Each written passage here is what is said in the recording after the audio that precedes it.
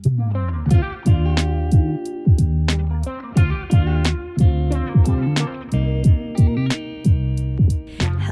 and welcome back to the Nourish with Purpose podcast. It's Bailey, and I hope you're having a great Wednesday or whenever you're listening to today's episode.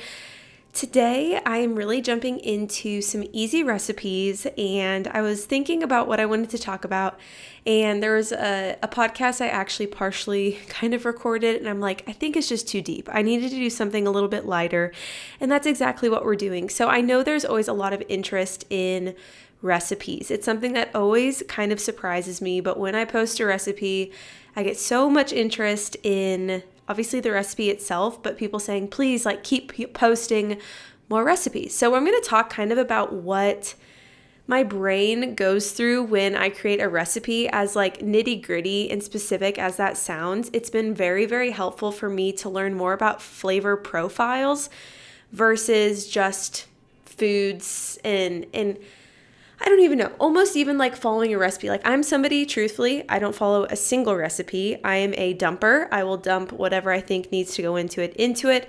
But the flavor profiles piece is something I don't think I've ever really heard people talk about. And again, I'm no culinary expert. I will never claim to be. But there's just certain things that go well together when you're thinking about seasoning food that I think can make or break the meal. And so I feel like if you have an understanding of what goes well together, what pairs well together, making a meal that nourishes and supports your body is a lot less intimidating. It's also a lot less expensive. We had my friend Katie living with us for a bit, and she was like, how do you just throw things together in a bowl and it all just tastes good? And I'm like, I wouldn't say it always tastes good, but again, it's understanding what works well together. I also love the challenge of having to make something out of nothing. That makes me I don't know, it's just a different challenge, and it's tricky. Sometimes this last month, we've been pretty bad about getting groceries and just not very consistent with it. And so I was just using what we had, scrounging for what we had. Luckily, we have a freezer full of protein because we buy that in bulk. But at the same time, when it comes to having fresh fruits or vegetables, it's well, how do we still incorporate all components of the core four in our meals when we just don't have a lot in the fridge? And so it was a challenge. And that's something I remember doing a lot in college was, okay, let's see how long we can go without getting groceries. And I would push it because, again, it's just fun. It's fun to have to experiment and try new things.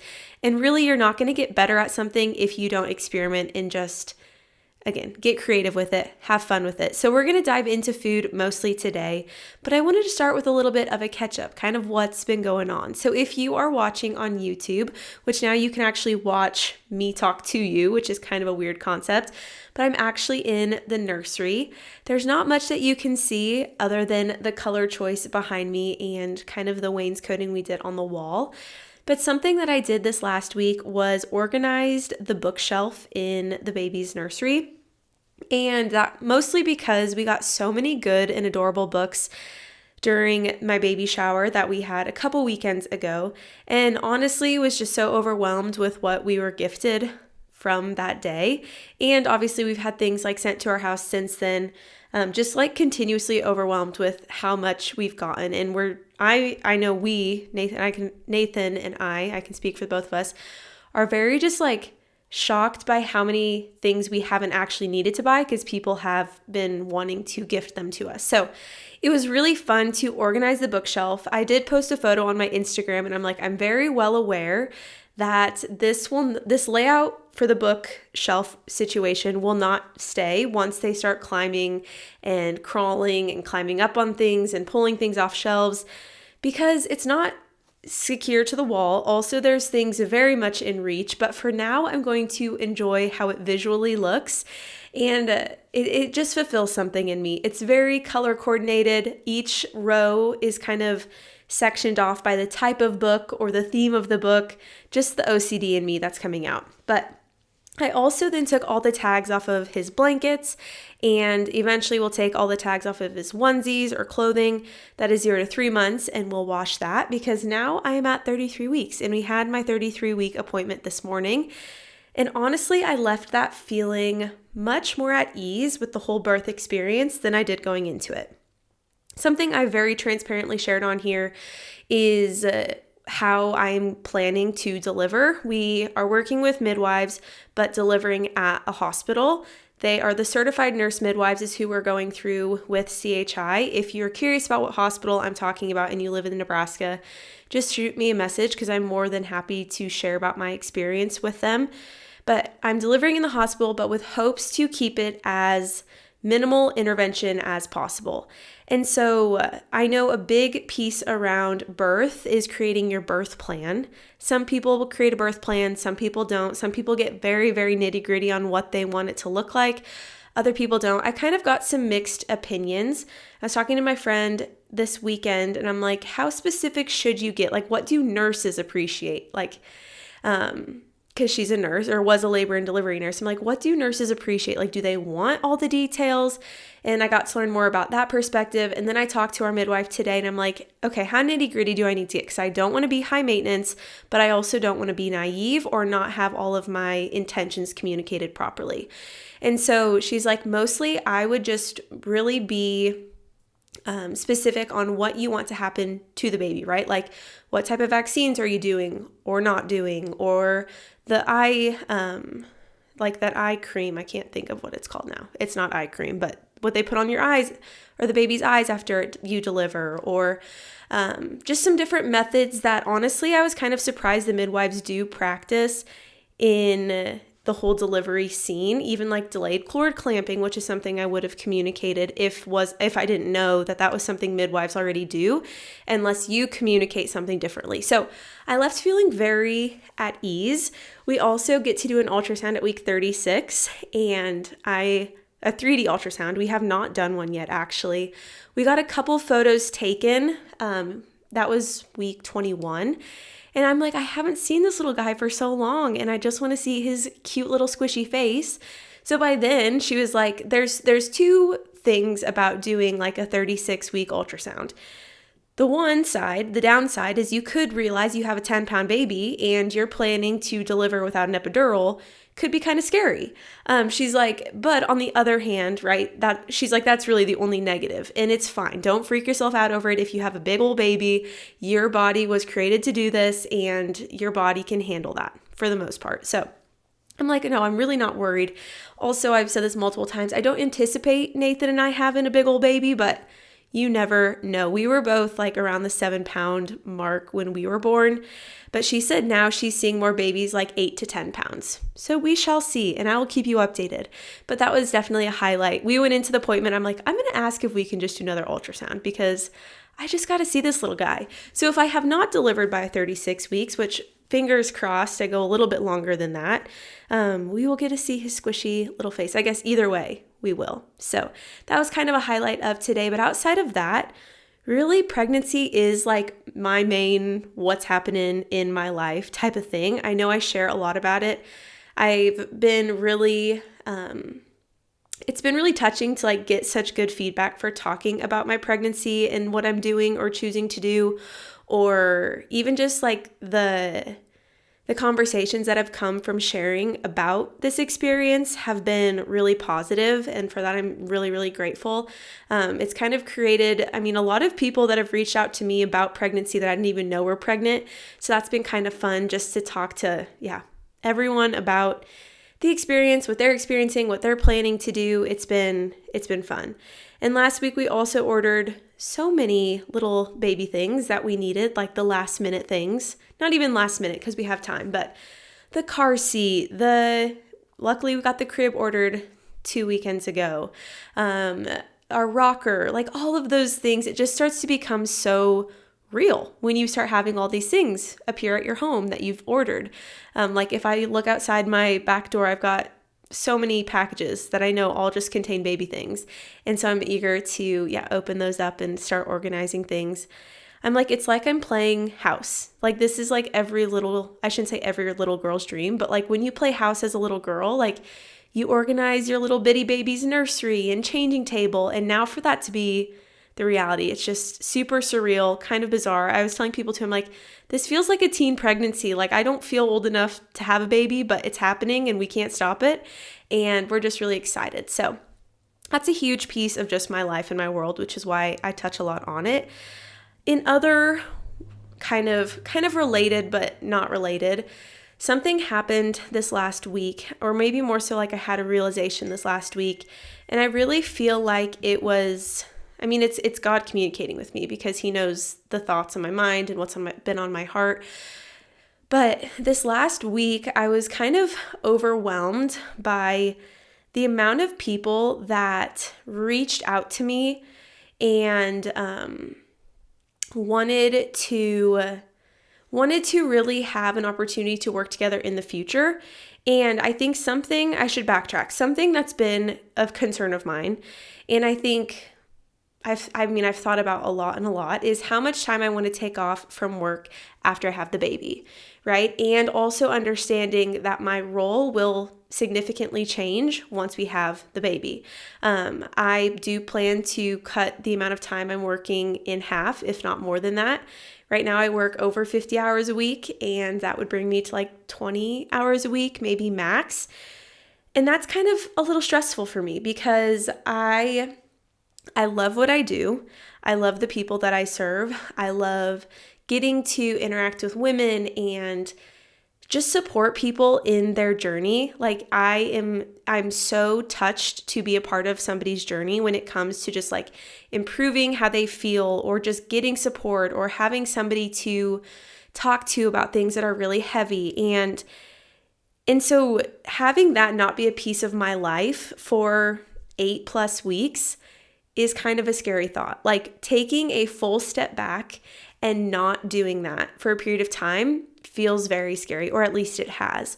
And I think what I have been so overwhelmed and grateful for is how many of my clients are so excited for me and so excited that I can take this time, and encouraging me to take this time. And I think that's just so much different than how I had kind of fabricated it to be in my mind.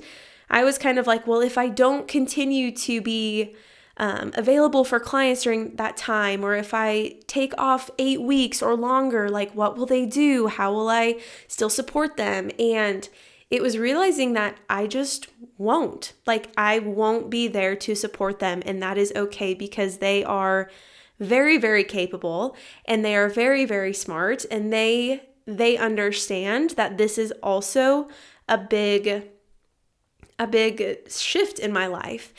And I think that's what God has just been trying to kind of communicate to me over this last week. Is I've had people and clients like, hey, I know you're going to be taking off 8 weeks, like in June when you come back, like I want to work with you again, or I want to continue to work with you when you come back. Or, I don't know, it's almost just that reassurance that God is giving me that like I was created to do this, and that it's not something that I need to give up because my role will shift within our household.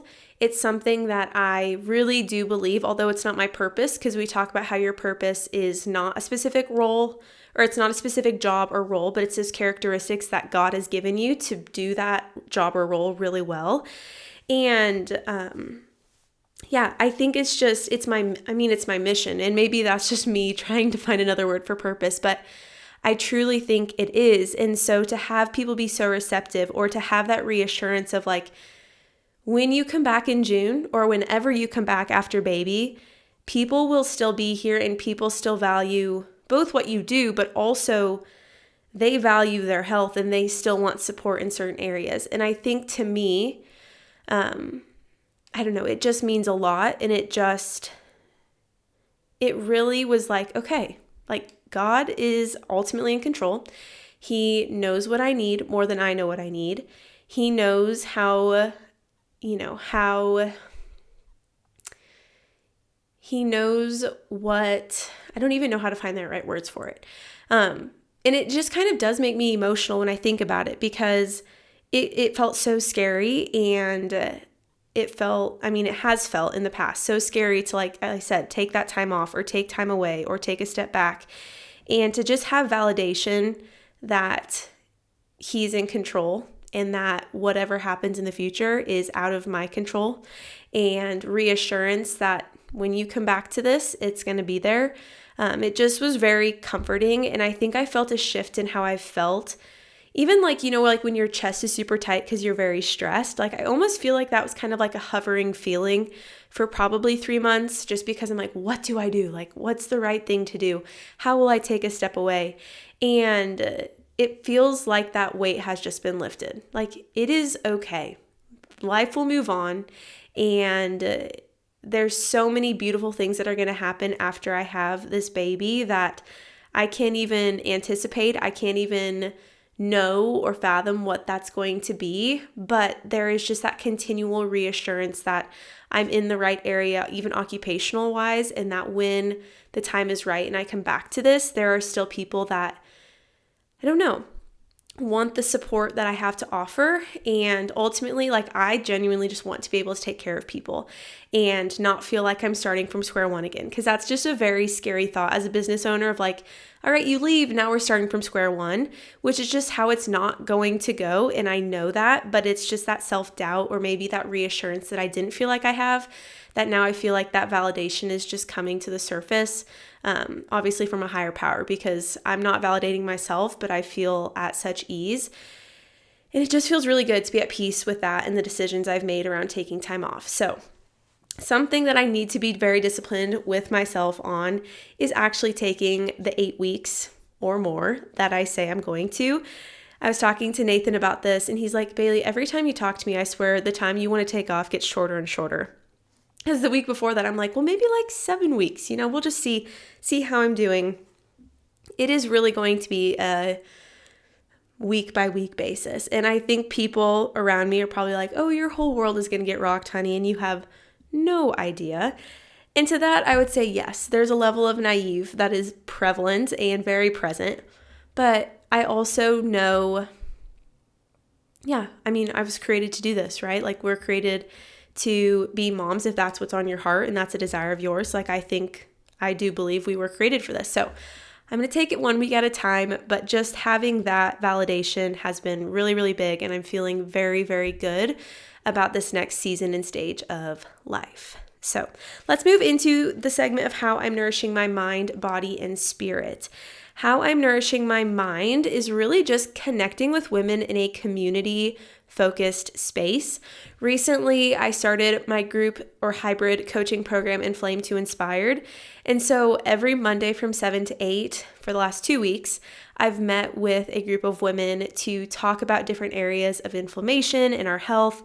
And I just feel like it's so encouraging, and it holds me to a level of accountability too, when I'm talking about foundational things that we can do to support our body, like water and walking, and how we can support our digestive system and eating good foods and nourishing our body right. Like, it is just so encouraging. And to hear the wins or the realizations they're having or the habits that they're trying from our weekly action plan and how that's helping them, like, things like that fill my cup in just a different way. And it's been super fun just to have like a new or even some similar faces in that space to have support, because I truthfully need it too, especially in the winter months when it comes to walking, which kind of goes into how I'm nourishing my body. Something that I've kind of been trying to at least prioritize is consistently walking every single day, whether it is in the morning. I really think it's most helpful for me to break it up into segments. So like in the morning, I'll do like 30 minutes, and then at lunchtime around noon, I'll do 15 minutes. So it's like a total 45-minute walk, which is like roughly 3 miles of intentional walking. Because my job tends to be more sedentary than I would honestly like, but it's just how it is. I teach exercise classes twice a week for about like 4 hours total. But outside of that, like, I'm usually doing computer work or on Zoom or on different coaching calls or recording the podcast, things like that I'm sedentary. So I've wanted to get back into consistently walking. And with it being cold outside, I think I use that excuse very often. So we have a treadmill. It's not like I couldn't. So something that I've done is set those reminders in my phone for like when I wake up around noon and then in the afternoon, and then of course adjusting that as I need to. And then how I'm nourishing my spirit is I started reading the book God in My Everything. And it's about this ancient rhythm, which I've not yet gotten into because I'm only a couple chapters in. But the explanation of it is how an ancient rhythm helps busy people enjoy God.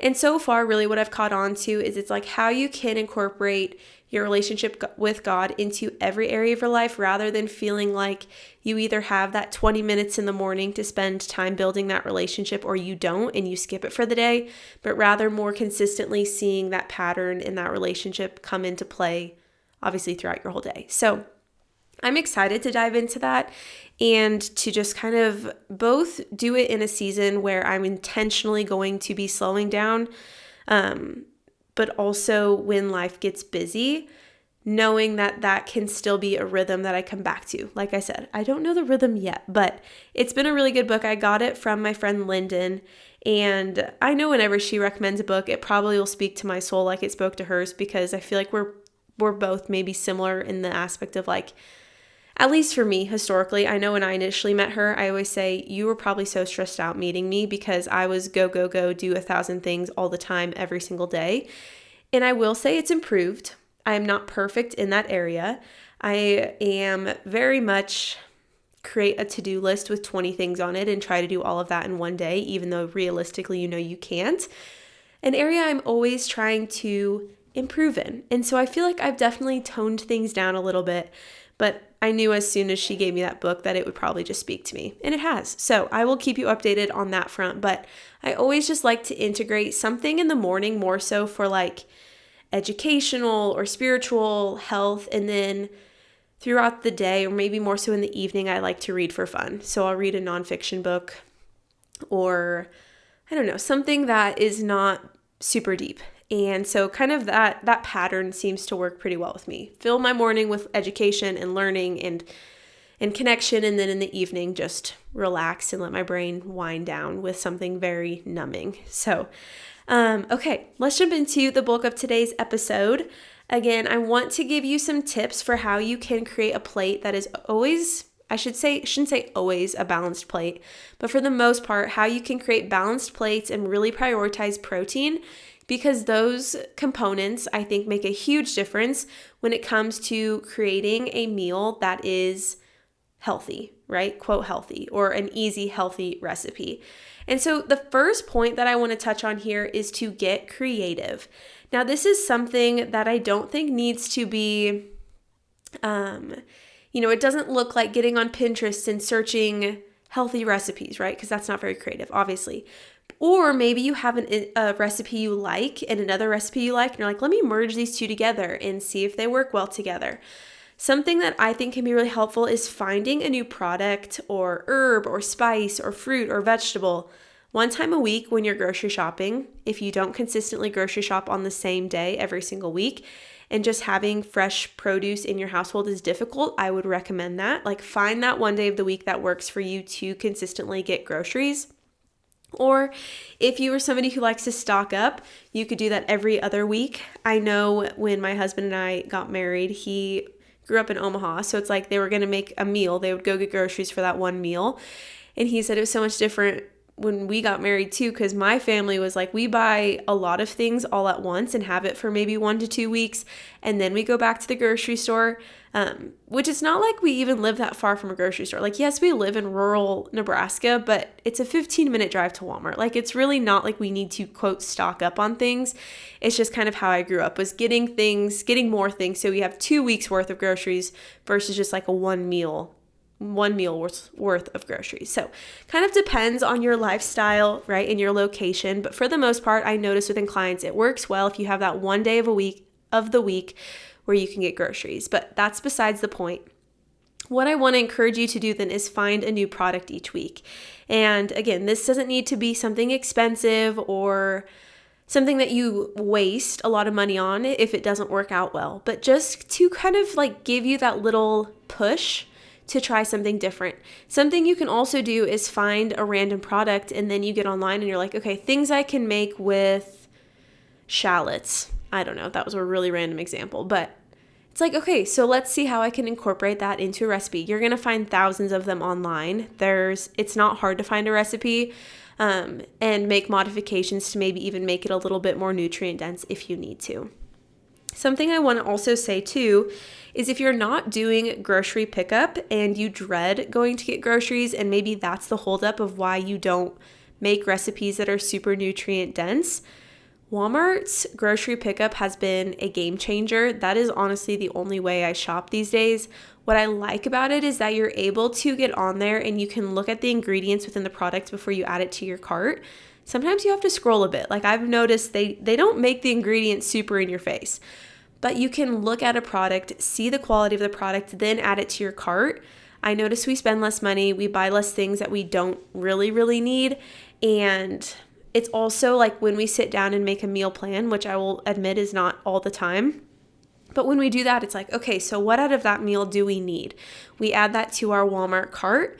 And then when you're ready, you can schedule a pickup and get it. I use Walmart as an example because that's what's close to us. But I know like Hy-Vee or Target or basically any grocery store has that as an option. So utilizing that service if shopping doesn't sound super exciting to you, or even if you're like, okay, let me try something new, just like do a random search of like fresh herbs and see what comes up, because it can be fun to learn how to make things with different products. And then it also helps too with diversifying your diet, right? When you have a lot of variety in your cart or you're trying different things, your body's exposed to just different types of food, different nutrients, different minerals. And I don't know, I think that's where it's fun to even not follow a recipe at all. To some people, I feel like that's very intimidating. I will say I feel like I'm somebody who's never really followed a recipe. And that's when I get into like flavor profiles. I think that'll make a lot of sense on like how the heck do you not follow a recipe? But I really think it becomes very simple if you just know what goes well together. And so for me, I have a recipe guide, which is kind of funny. I always tell people, I'm like, the recipes in there are legit. And I did actually measure things for the recipe guide. Since then, I don't think I've measured a single thing, but I've probably made each of those recipes a handful of times since I released the recipe guide. And I'll link that in the description of today's episode if you're interested in it. I only have digital copies left. I did do some hard copies, but those are sold out. So you can get like a digital copy, and I still make those recipes and love them, and they're super easy. I'm somebody like if I can't make it under 20 minutes, it's probably not happening type of gal, unless there's some prep involved, like doing a roast in the crock pot. Okay, yeah, that's going to take like 4 to 6 hours, but my sides better only take me 10 minutes then. Like I'm very, not that I rush things, but I probably rush things. Which is why I don't think that eating healthy also has to be super complex. Like you can really break things down. And that's what I want to get into too, with identifying what your protein is and then building your meal upon that. So when it comes to creating a plate, creating a balanced plate, we think of the Core 4 method. Now this is a method that I created to make building a balanced plate almost oversimplified.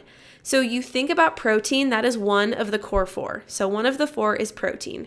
Protein is your stabilizer. Protein is going to keep you full and satisfied. It also has all of the essential amino acids that your body needs to break down food, to digest food, to build muscle, improve brain function. Protein is just so valuable, which is why I think it's important that you start every meal with protein. For us, we know, okay, if we want to have protein be a focus in our meals, we have to have access to it.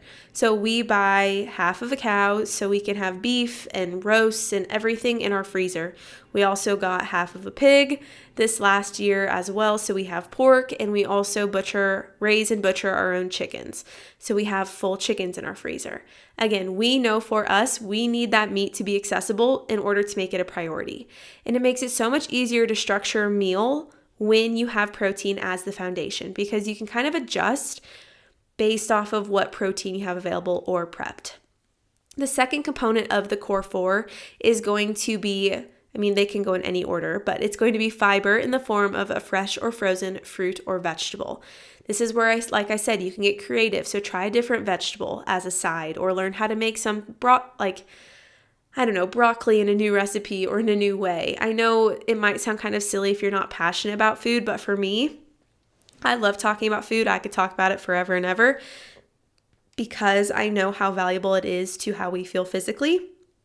And so some sort of like cooked vegetable is typically always a component. But like I said, some sort of fresh fruit or vegetable is going to be fiber.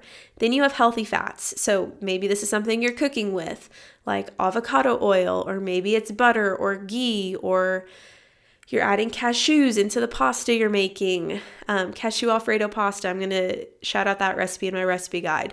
We just made that last night and it always is so good, but it includes cashews. So that was our fat. It also includes coconut oil, or not coconut oil, excuse me, coconut milk is a good healthy fat. Avocado. I mean, those healthy fats, they're pretty easy to come by. Either you're cooking with them or you add them as a component. Then you have the starchy carb. So your starchy carb, that would be like your rice, your potatoes, your pastas, your breads, things that are typically a little bit more calorie dense, but those give you energy. Okay, so we can't, I went through a stint where I did low carb, and I would still say I do relatively low carb, higher protein, just because I really try to emphasize protein, and especially during pregnancy, I want to make sure my body is getting enough protein, and with exercise too, it's a component, you need more protein. But we all really do need to prioritize the protein piece. And so with the starchy carb, you're thinking about where you can get that in and what that can add or look like in your meals. And I'm going to give some examples, but those are the 4. So you got your protein, starchy carb, fiber in the form of a fresh fruit or vegetable, and your healthy fats. When you think about what this plate looks like in a whole, and if you want more information on the Core 4 in general, I also did an entire series of each component that you could go back and listen to. I'm sure it was like many months ago, but that would be a good resource. But when you think about plate structure, sometimes, and I would say I'm more of a dumper, like we like to do a lot of bowl meals at our household because you can have all those components and you just dump them in a bowl, maybe put on a little sauce, and you're good to go. But if you're thinking about a plate, you want about half your plate to be fresh fruits or vegetables. They can also be cooked. Of course, some people, like for me, cooked vegetables sit a lot better than raw. So that's what I know I need to do. And then I want 1/4 of my plate to be a source of protein. And then about 1/3 of my plate or 1/4 of my plate. No, I take that back. Basic math. Come on, Bailey. So 1/4 of my plate then is going to be my protein. And then I kind of split like the fats and the starchy carbs. Like I said, I tend to do a little bit more fats, a little bit more protein, of course, adequate amounts of fiber, and then a little bit lower carb. Just because I know my body doesn't always need that level of energy or that amount of energy that you would get from a carb. In the morning for breakfast, I probably emphasize carbs a lot more than I do later on in the day. Just because, like I said, before you go to bed, even if you're eating supper 3 hours before you go to bed, your body doesn't necessarily need all the energy that would come from carbs. So like having a piece of pizza with no protein on it, your body doesn't necessarily need that in the evening. It probably wants something a little bit more rich in protein, fats, and fiber to help with digestion. And then you don't need, again, like I said, quite as much of that starchy carb. So another way that you can always prioritize protein is to prep your protein. Now this has been super helpful. Oh my gosh, got to get situated. My hips are just a little tight here. So anyway, if you're watching on YouTube, lucky for you, you got to watch that whole experience. But again, coming back to protein. So if you have a hard time emphasizing protein on your plate, prepping it is very, very important. Prep some ground beef, cook some chicken tenders in the crock pot for the whole week, or grill them. Grill burgers, or at least have hamburger in the fridge that's thawed so you can make something with it. I notice sometimes it's just the action of having something available that makes it much easier to eat very balanced meals or create an easy recipe, is if you just have that protein source already prepped and cooked. Okay, so now we're moving into how I create a healthy meal. And I say healthy kind of loosely, right? Or a nutrient-dense meal. A meal that's going to have all those 4 components. That's what, in my mind, I kind of link to being a healthy meal, is when I'm getting all 4 of the core 4 components in or on my plate. And so when we think about flavor profiles versus specific recipes, it also shows you that you don't need every single ingredient in a recipe just to make that recipe. I think that's where we get kind of held up, or we don't make something or don't make a certain meal because we don't have, a specific spice that you need. When in reality, like you could probably make the exact same thing with a different spice or make a swap. So something that I will do if I don't have coconut cream in my pantry. I use a lot of coconut cream if you can't tell. If I don't have that in my pantry, I'll go on Google. Substitutions for coconut cream that's dairy-free. Okay, cashew milk. So I have cashews in my pantry. I'm going to blend those up with some water, a little bit of salt, and that's going to become the base for my pasta. And it's just thinking about things in a more abstract way than like, oh, hey, I don't have coconut cream. I can't make this recipe. No, you can just find a swap. And so that's where like Google can be helpful, is like a swap for this specific ingredient if you don't have it. So you can still make the meal and that's not holding you up so that you just order Uber Eats or something because you don't have that one ingredient. And so when I think about meals or when I think about foods, again, I'm not a culinary expert and I don't know everything about flavor profiles. It sounds very official. But what I will say is that when I think about making something like Indian food, I know the vegetables that would go really well with Indian food is typically going to be like broccoli, carrots, or water chestnuts, or mushrooms. If I think about Indian food, those are just like the vegetables that come to mind. So that's one piece of my core four.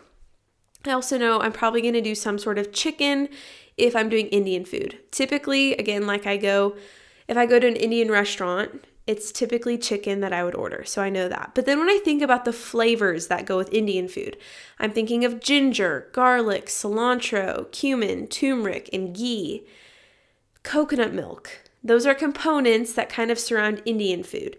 And so I know if I'm going to make let me think about this.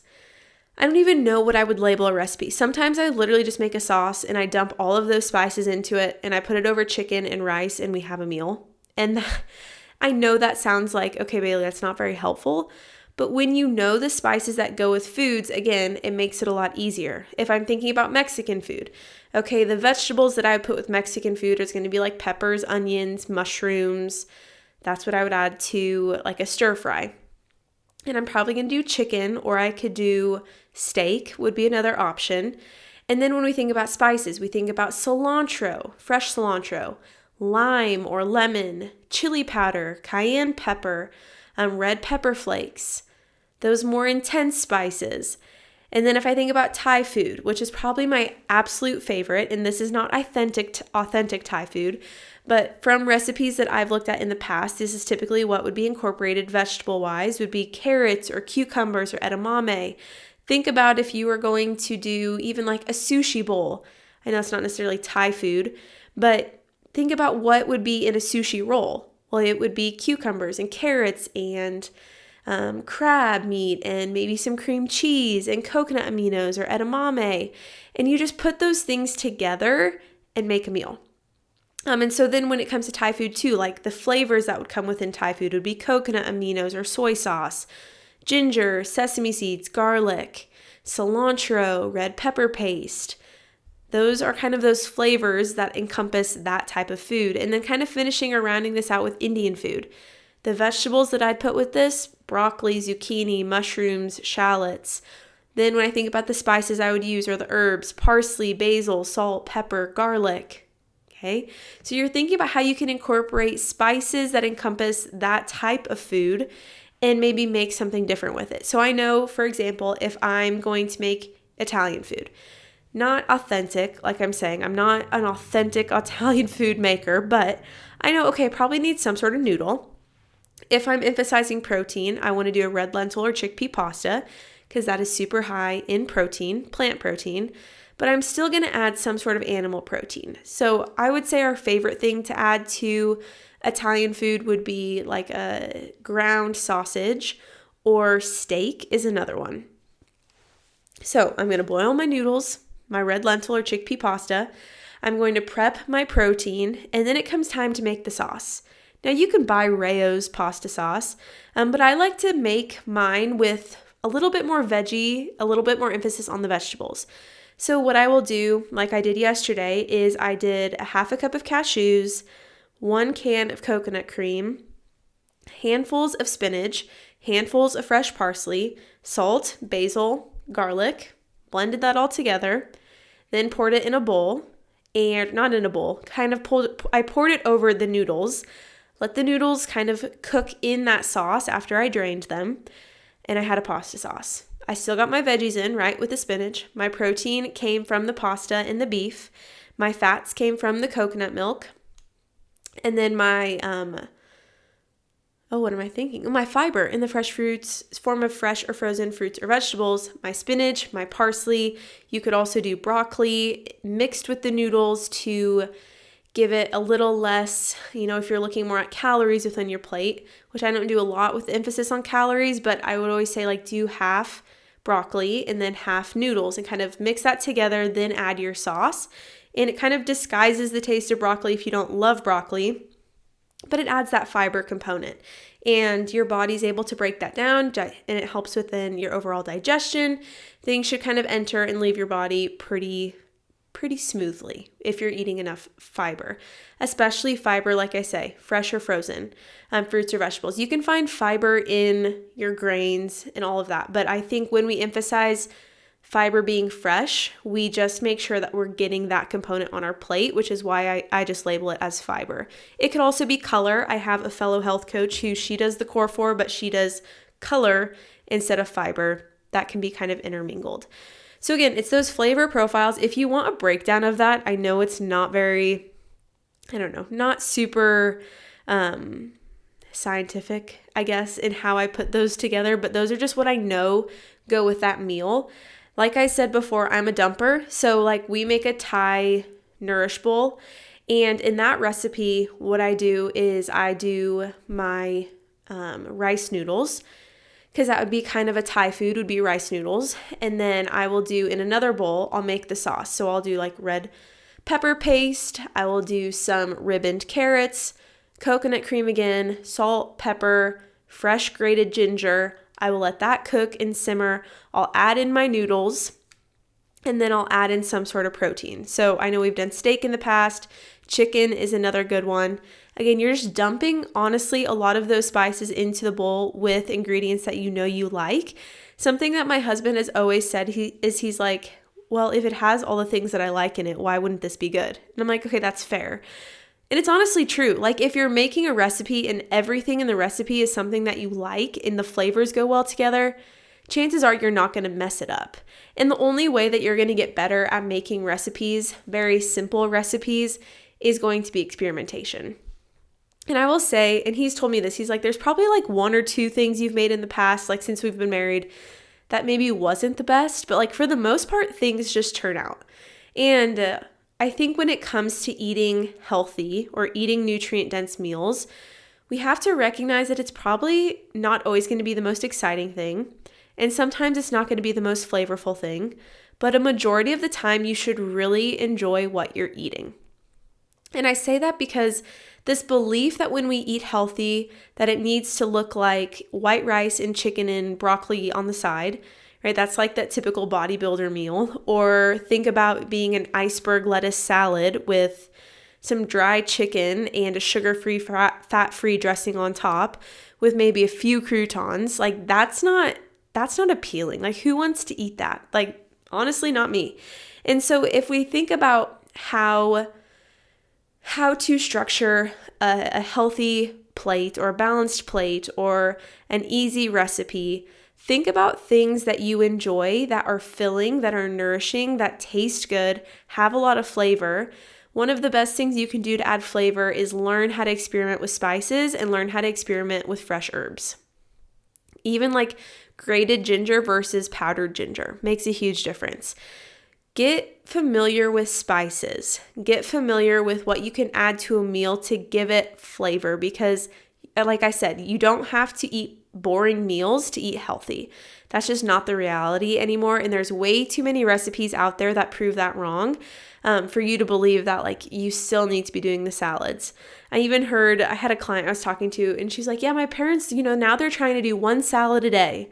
And that's fine. If your salad looks like maybe a spring mix, and then on top you have a grain like quinoa, and then you do some bacon bits and some grated cheese, raw cheese, an egg, and a homemade Caesar dressing or a pesto dressing. like doctored up. It's called a Nourish Bowl. And that is something I actually learned through one of the coaches I worked with when I was in college.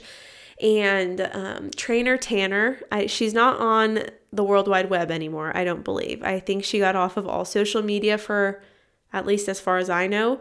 But she was somebody who kind of introduced to me the Nourish Bowl. It's not a salad, it's a Nourish Bowl. You're thinking about what can you add to give this flavor? What can you add to give this interest? How can you make this have all 4 of the core 4 components with feeling satisfied by eating it? And I think that's when I noticed in my own family too, because I was still living with my parents, we all kind of adopted the Nourish Bowl mentality. So like if you're going to have a salad a day, make it a darn good salad and make it a very nutrient dense salad. Don't just think it needs to be boring with a few croutons, some shaved carrots, and iceberg lettuce. Like we're past that. And I think for a long time, that was kind of what was ingrained as quote healthy. And although it's not like bad for you, there's really not a lot of nutrients coming from that meal.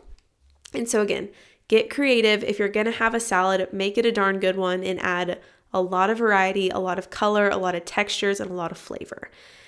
Okay, so some of my go-to recipes right now, which I will be the first to admit, I don't know. I'm not even going to blame it on pregnancy because it's just me being not lazy, that's aggressive, but not really wanting to create a meal plan. I just don't. I want to just go with the flow. So that means sometimes I get to supper and it's like, what are you hungry for?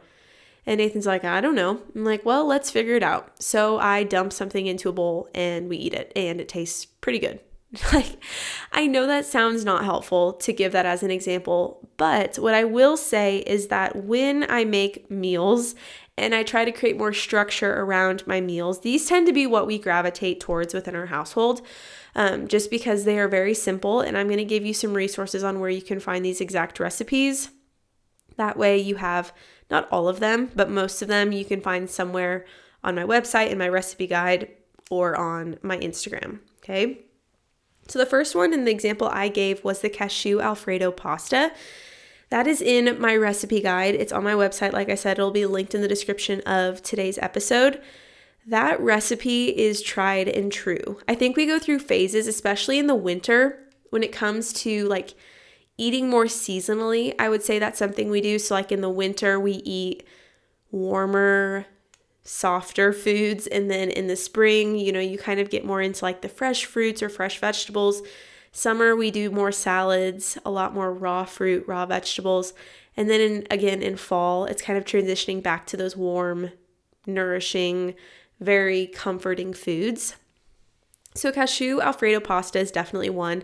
There's also a pesto pasta in that recipe guide that is very delicious. It includes a lot of herbs. Like I said, getting creative with herbs adds so much flavor. And that recipe is definitely a go-to. Made that last night. Another one would be fajitas with homemade sourdough tortillas.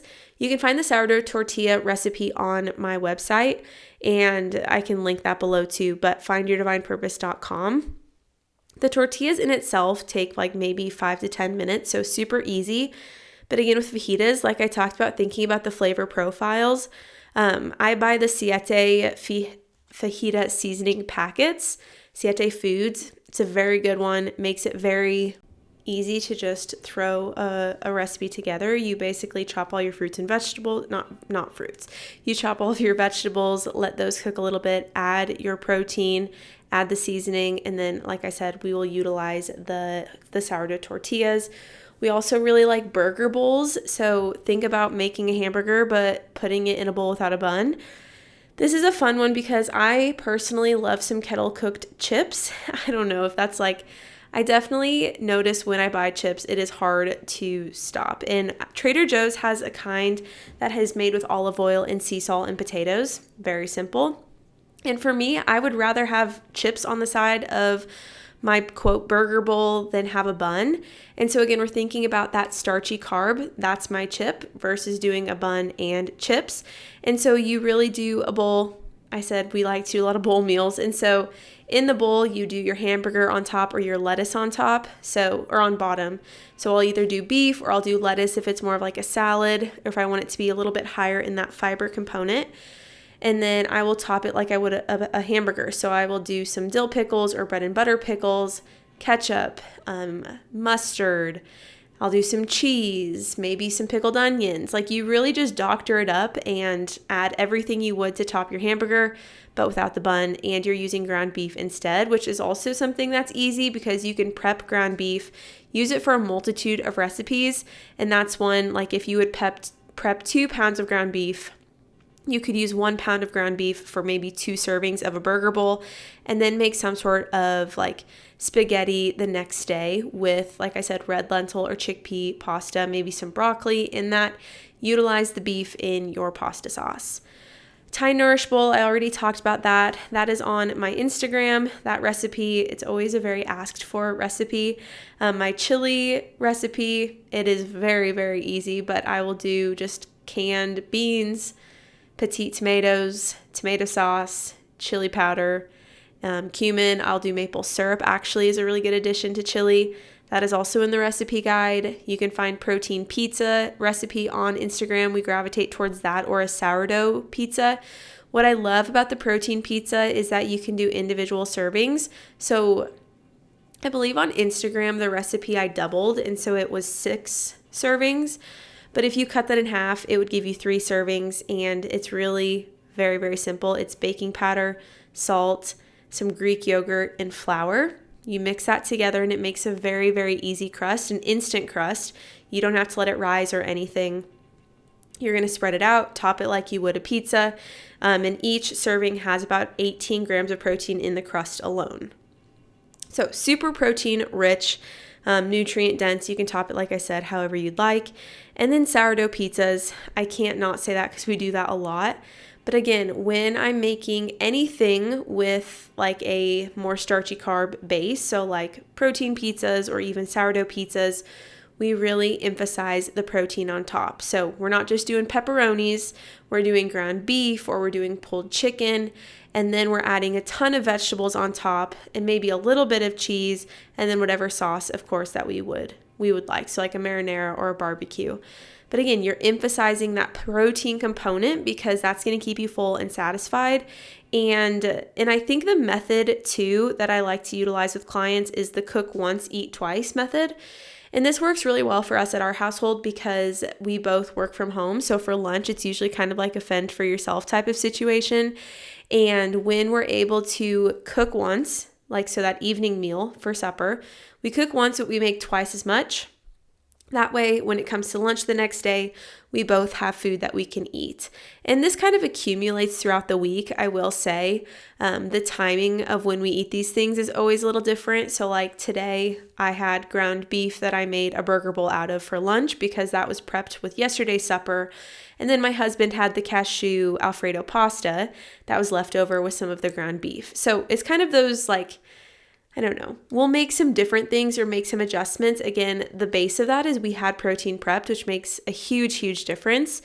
But really utilize, especially if you live by yourself or it's just you and your husband, cook once, eat twice. That way, when it comes to lunch, you don't feel like you're scrounging for food or you don't, go out to eat. Not that there's anything wrong with that, but if that's every single day, we need to be a little bit more proactive. So cook once, eat twice.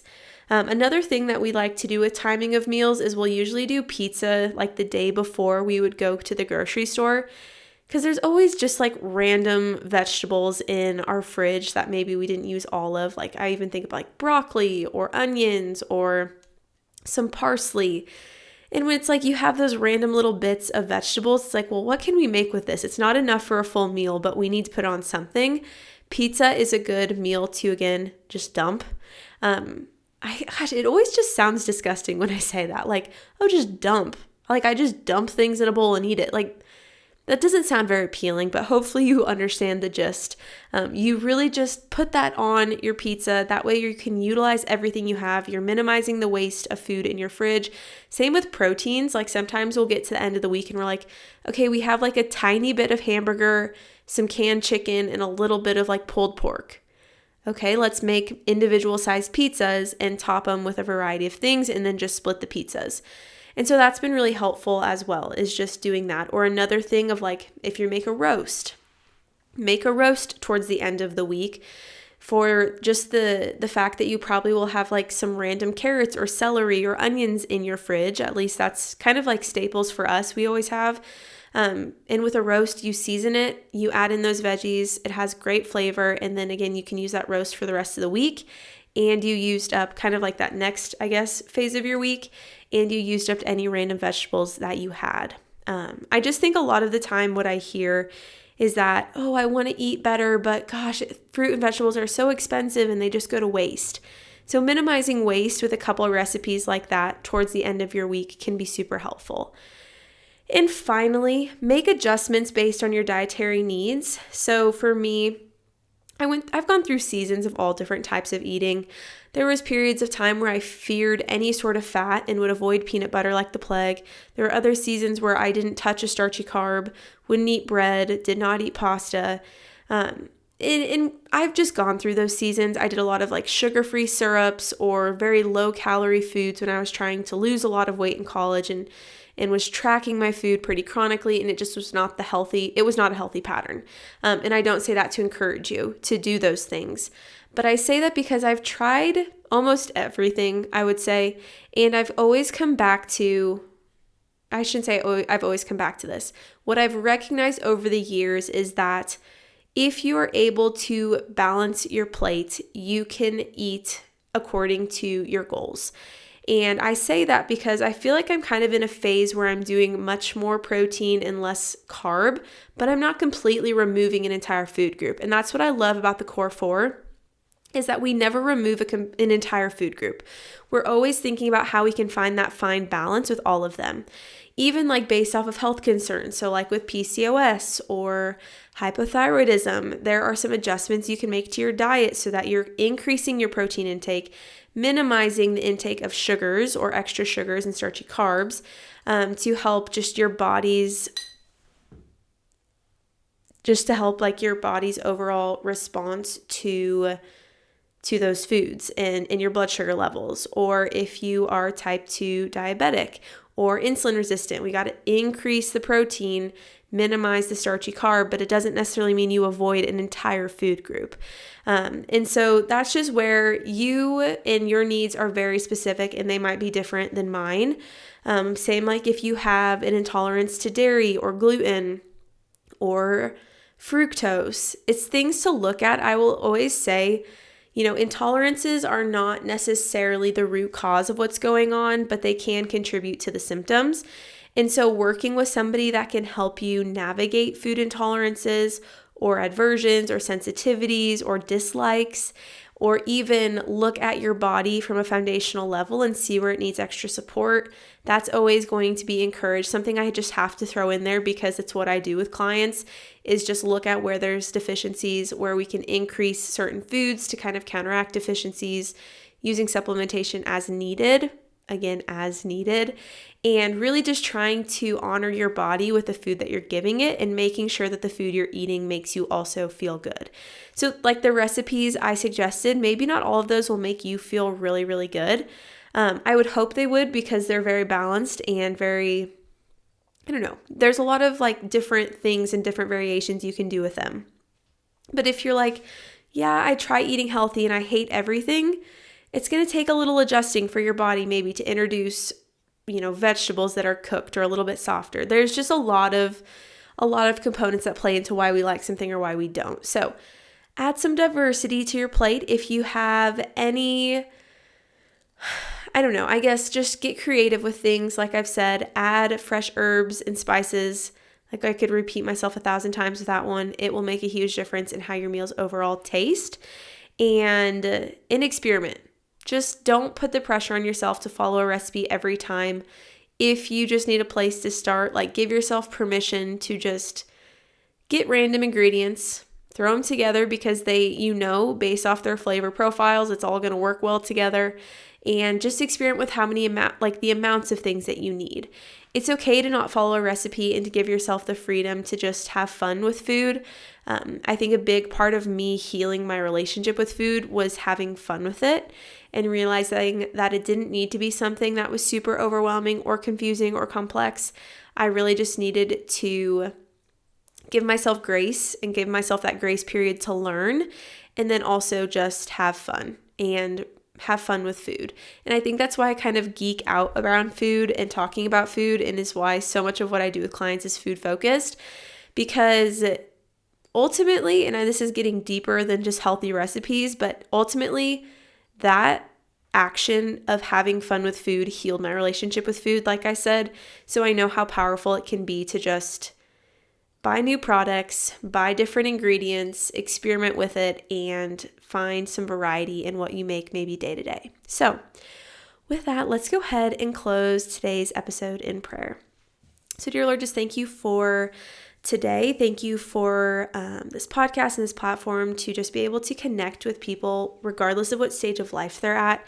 I just pray for protection over them as they enter into the rest of their week, and that they always leave this podcast feeling encouraged and inspired, and that you really just utilize this podcast to both spread, your word and also to help women and men feel like they have a safe space to go to focus on their health, and that they really prioritize themselves and their bodies and overall how they feel. I pray for healing over any ailment or injury or symptom that they have, and that they really just find answers if that's what they're searching for, and that they're able to support their body as it needs it. In Jesus' name we pray. Amen. All right. So if you're interested in following along with my life outside of the podcast, you can find me at Nourish with Bailey on Instagram. Otherwise, Bailey Seaton on nearly everything else. If you're interested in getting some more easy, healthy recipes, like I said, under 20 minutes for the most part, my recipe guide is linked in the description of today's episode. Highly encourage you to check that out if you just need a place to start, and then from there, experiment, get creative as you need to. But with that, I will talk to you again next Wednesday.